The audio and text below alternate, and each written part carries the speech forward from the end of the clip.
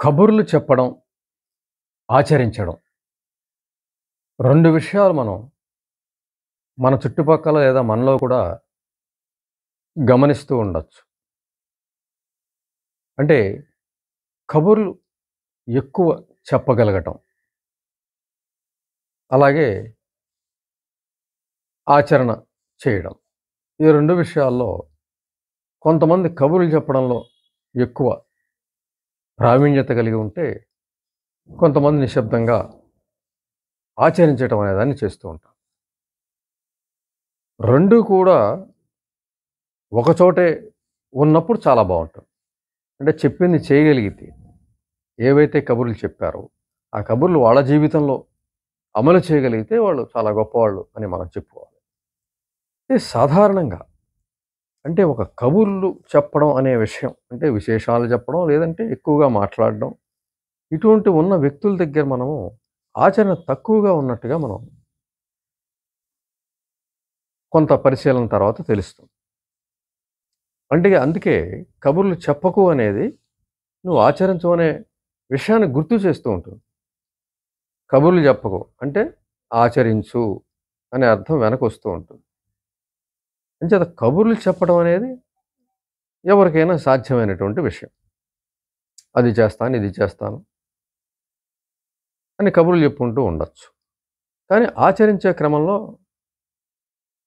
కబుర్లలో దొరికే ఆనందం ఏదైతే ఉంటుందో, అది ఆచరణలో వాళ్ళకి ఉండకపోతే, వాళ్ళ ఆచరణ మీద కన్నా కబుర్ల మీద ఎక్కువ దృష్టి పెట్టే అవకాశం ఉంది. కొత్త కొత్త కబుర్లు చెప్పే అవకాశం ఉంటుంది. ఆచరణ తక్కువ ఉంటుంది.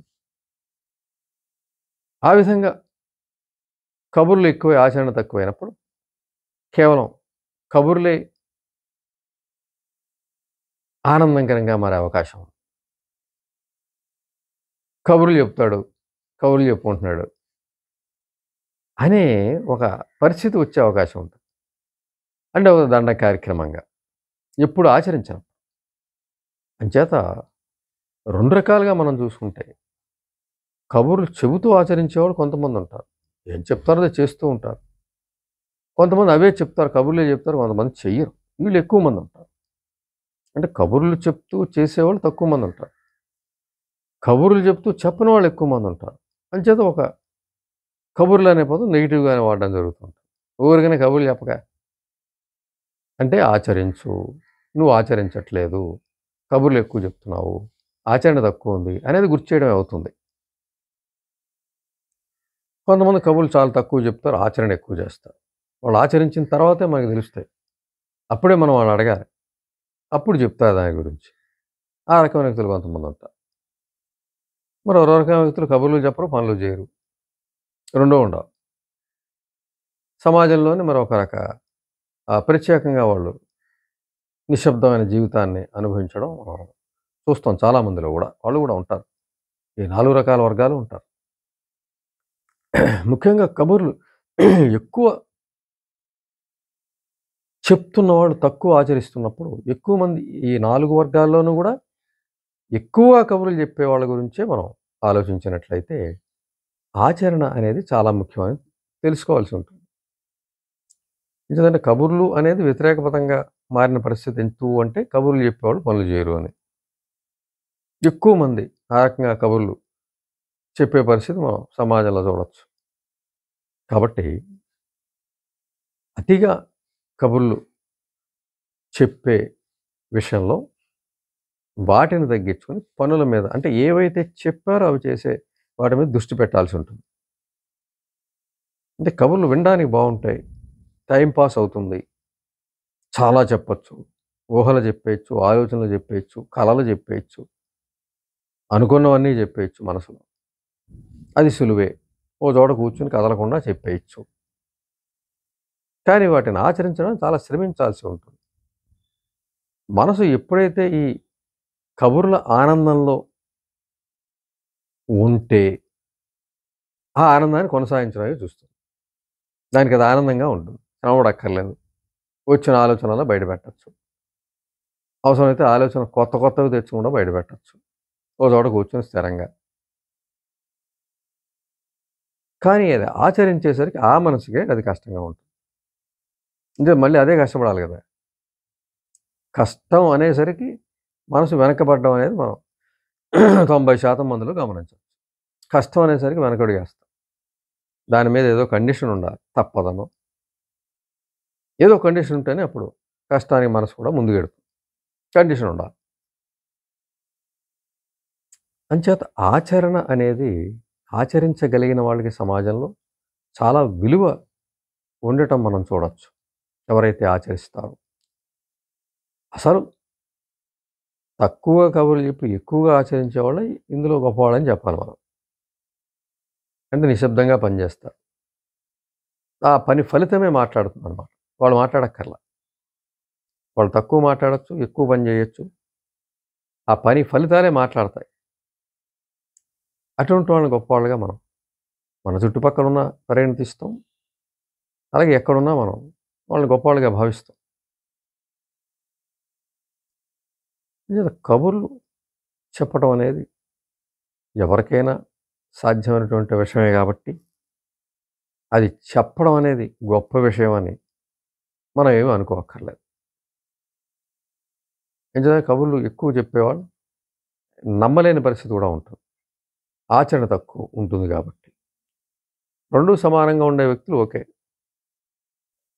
పర్వాలేదు. ఏం మాట్లాడతారో అది చేస్తూ ఉంటారు కాబట్టి నమ్మకస్తులుగా ఉండగలుగుతారు. ఆ కబుర్లు వినడానికి బావుంటాయి. చేస్తారు కాబట్టి. అంతకుముందు వినేవాడు బేరీజు వేసుకుంటాడు. వీడు చేశాడు లేదా కబుర్లు చెప్తున్నాడు. చెప్తున్నాడు, చేస్తున్నాడంటే వాడికో గౌరవం ఉంటుంది. అతిగా కబుర్లు చెప్పి ఆ తర్వాత జీవితంలో ఆచరించకపోతే అది గమనిస్తారు జనం. వీడు చాలా రోజులు ఇవన్నీ చెప్పాడు. ఇప్పుడు ఏం లేదు వదిలేశాడు. వీడు అలా చెప్తాడు వీడని. ఏదో నీ అవసరం ఉండో, లేకపోతే నీకు అధికారానికి లోబడో వినొచ్చుగాక. కానీ లోపల మాత్రం ఉంటుంది. వీడు కబుర్లు ఎక్కువ, ఆచరణ తక్కువ అనే విషయం. నిజంగా ఈ 4 వర్గాల్లో మనం తక్కువ కబుర్లు చెప్పి ఎక్కువ పని చేయడం అనేది చాలా ముఖ్యం. లేదా కబుర్లు చెప్తూ పనులు చేస్తూ ఉండడం కూడా పర్వాలేదు. 2 కూడా ఈక్వల్ చేసుకుంటూ ఉంటే 2 పని అవుతూ ఉంటుంది. ఒక పక్క కబుర్ల యొక్క ఆనందం కూడా పొందొచ్చు.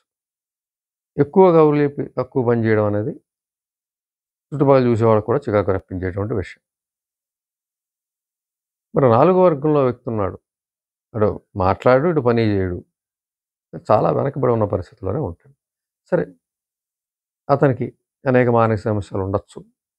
వాటి వల్ల అటు మాట్లాడడానికి కానీ, ఇటు చేయడానికి కానీ కూడా మానసికమైనటువంటి సమస్యలు అడ్డుపడుతూ ఉండొచ్చు అటువంటి వ్యక్తులు. అటువంటి మానసిక సమస్యలు అనగానే మనకి అనేక రకాల సమస్యలు కనిపిస్తాయి. అజ్ఞానంతో మొదలుపెట్టి భయము, ఫోబియాలు, సిగ్గు, బిడియం, ఆత్మన్యూనతాభావం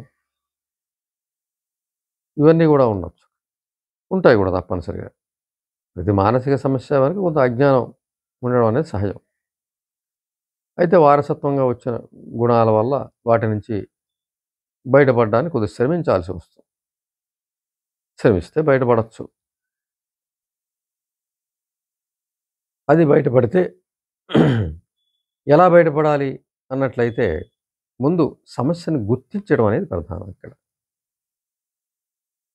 సమస్యను గుర్తించాలి.